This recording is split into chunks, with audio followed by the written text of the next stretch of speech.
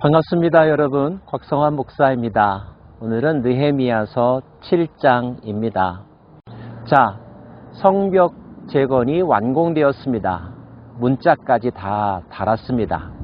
52일 만에 완공되었다는 것, 다시 생각해도 너무 기분 좋은 일이죠. 우리 모두는 동일하게 고백합니다. 하나님께서 그 일을 이루셨다고요. 이것이 느헤미야의 마음이었고 또 하나님을 경외하는 자들의 공통된 입장이었을 것입니다. 그러면 이제 모든 것이 끝난 것일까요?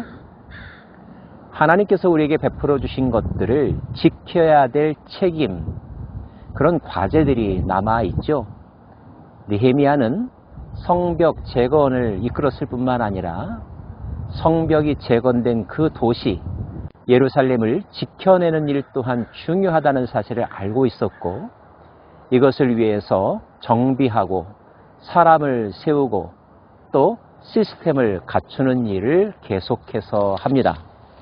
성벽이 건축됨에 문짝을 달고 문지기와 노래하는 자들과 레위 사람들을 세운 후에 내 아우 하나니와 영문의 관원 하나냐가 함께 예루살렘을 다스리게 하였는데, 하나냐는 충성스러운 사람이요 하나님을 경외함이 무리 중에서 뛰어난지라. 느헤미야는 예루살렘을 다스릴 책임자를 세웁니다. 자기가 하지 않고 다른 사람에게 그 자리를 넘겼습니다. 그 사람은 자신의 동생 하나니였고 또 한 명의 사람은 하나냐라고 하는 사람이었습니다. 느헤미야의 동생은 그가 페르시아에 있었을 때에 예루살렘에 관한 소식을 전해주었던 사람이죠. 그 소식을 듣고 느헤미야는 가슴이 뜨거웠고 자신을 부르시는 하나님의 콜링으로 받아들였습니다. 그 이의 과정을 여러분 잘 알고 계시죠? 자신의 동생이기도 했거니와 예루살렘을 사랑하는 마음을 그는 하나니에게서 발견했을 것입니다. 그래서 그에게 예루살렘의 관리를 맡길 수 있었죠. 또 한 명의 사람 하나냐는 어떤 사람이었을까요? 오늘 말씀에 의하면 충성스러운 사람이요 하나님을 경외함이 무리 중에서 뛰어난 자라고 기록되어 있습니다. 성경은 하나님을 믿는다, 하나님의 말씀에 잘 순종한다 라고 하는 표현을 쓰지 않고 하나님을 경외함이 모든 사람들보다 뛰어났다라고 표현하고 있습니다. 하나님을 경외한다는 것은 어떤 의미일까요? 이미 우리는 5장에서 느헤미야의 입으로 하나님을 경외하는 자가 어떻게 살아야 하는지, 하나님을 경외하는 사람은 어떤 일을 하지 않는지에 대해서 살펴본 바가 있습니다. 5장에 어떤 내용이 있었느냐고요? 가난한 유대 백성들이 자신의 자녀들이 종으로 노예로 팔려갈 수 있는 그런 상황 속에서 한탄하며 도움을 요청하는 이야기를 느헤미야가 들었었죠. 고리 대금업이 그 주요 이유였다는 사실을 알았던 느헤미야는 귀족들과 지도자들을 책망하지 않았습니까? 하나님을 경외하는 사람이 어떻게 이렇게 할 수 있느냐 말했던 것 기억나십니까?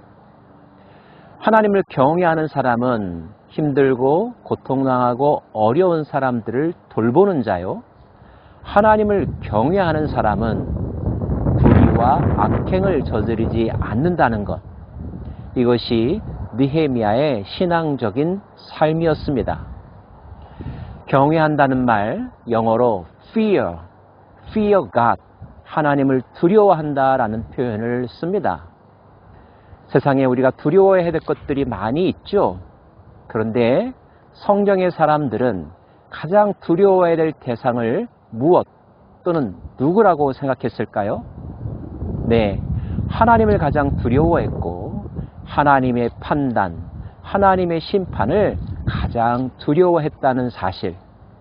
그래서 그 하나님을 경외하는 마음 때문에 악으로부터 자신을 지켜내려고 했고 하나님의 말씀을 끝까지 순종하려고 했던 것입니다.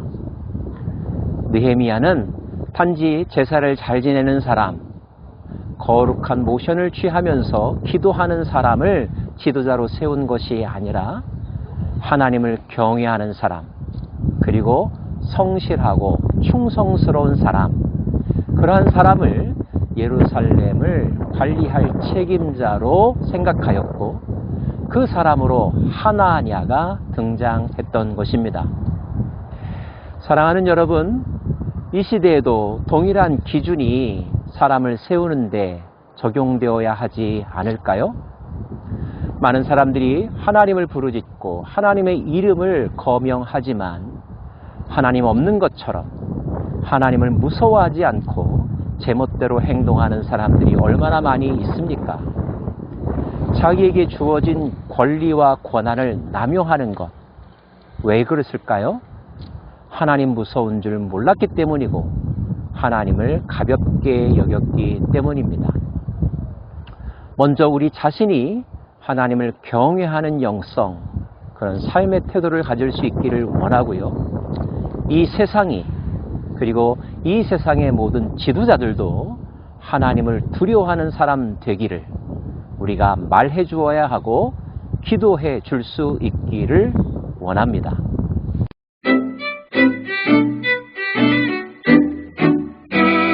느헤미야는 그들에게 예루살렘 성을 관리하는 기본적인 지침도 전달해 줍니다.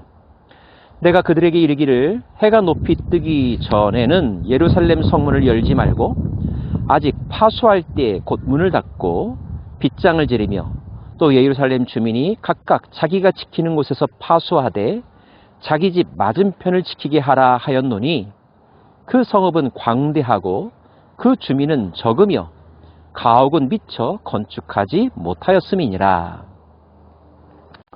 파괴된 성벽을 다시 재건하였지만 성 안에 사는 거주민들이 생각보다 적었습니다. 계속되는 공격의 위험으로부터 그 도시를 지켜내기 위해서는 엄격한 경계관리가 있어야 했는데 그 지침을 하달하고 있는 것입니다.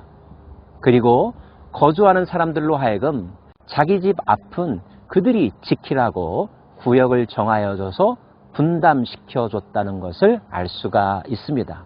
왜냐하면 사람들이 워낙 적었었으니까요. 그래서 느헤미야는 기록을 찾아봅니다. 그 기록은 약 94년 전에 작성된 기록이었는데요. 바로 1차 귀환자들의 명단이었습니다. 1차 귀환자들의 명단은 에스라서 2장에도 기록되어 있는데요. 그 기록을 다시 찾아내어서 확인하고 대조합니다.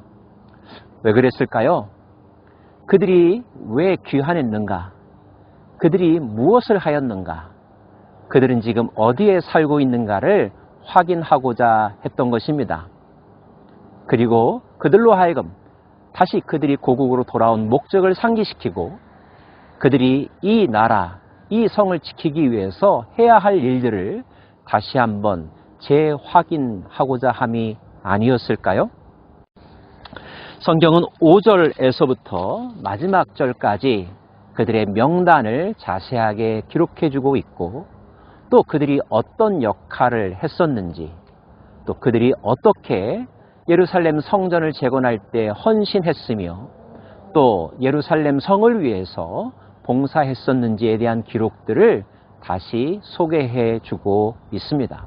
아마도 느헤미야는 누가 왔었는가를 떠올리면서 그들에 의해서 재건된 성전, 그 성전의 아름다움과 성전의 중요성을 회상하면서 그 성전을 둘러싸고 있는 이 성 예루살렘과 성벽을 끝까지 지켜야 함을 다시 한번 그와 함께한 사람들과 재다짐했을 것입니다. 사랑하는 여러분, 역사는 우리로 하여금 잊어버렸던 것들을 다시 생각나게 합니다. 우리가 왜 여기에 있는지, 우리가 무엇 때문에 살고 있는지, 그리고 역사적인 사명이 무엇인지를 감정과 기억은 잊어버릴 수 있지만 역사는 그대로 우리들에게 확인시켜주고 있죠. 그 역사를 다시 돌이켜 보면서 내가 제대로 가고 있는가? 혹시 미진한 부분은 무엇인가? 그리고 개선하고 또 발전시켜야 될 것은 무엇인가를 확인하는 것. 이런 과정들을 통하여서 역사는 계속 발전되어 가는 것이 아닐까요? 저와 여러분의 삶에도 또 공동체의 사역 가운데도 이 교훈을 적용할 수 있겠죠. 역사를 알고 역사를 이어가는 것, 역사를 발전시켜가는 것, 이것이 우리가 오늘을 사는 분명한 이유일 것입니다. 그 일들을 잘 감당하는 저와 여러분 되기를 간절히 소망합니다. 기도하겠습니다. 하나님, 느헤미야는 하나니와 하나냐라고 하는 탁월한 사람을 세워서 그 성을 지켜가게 했습니다. 누가 적임자일까요? 누가 충성스러운 사람이며 누가 하나님을 경외하는 사람일까요? 믿고 맡길 수 있는, 그리고 맡은 것을 넉넉히 감당할 수 있는 사람, 내가 그런 사람이기를 원하며 우리와 함께하는 사람들이 바로 그렇게 인정받는 하나님의 신실한 일꾼이기를 간절히 원합니다. 예수님 이름으로 기도합니다. 아멘.